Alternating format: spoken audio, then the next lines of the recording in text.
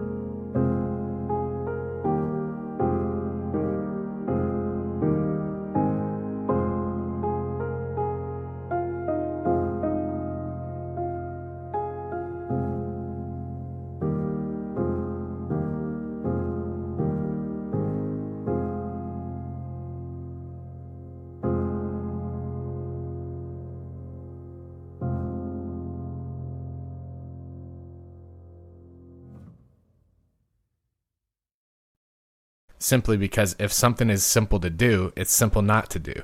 We're a result of the things we do on a daily basis. The Compound Effect by Darren Hardy is built on a simple premise. Every single action, no matter how small, when repeated will add up to a much larger product.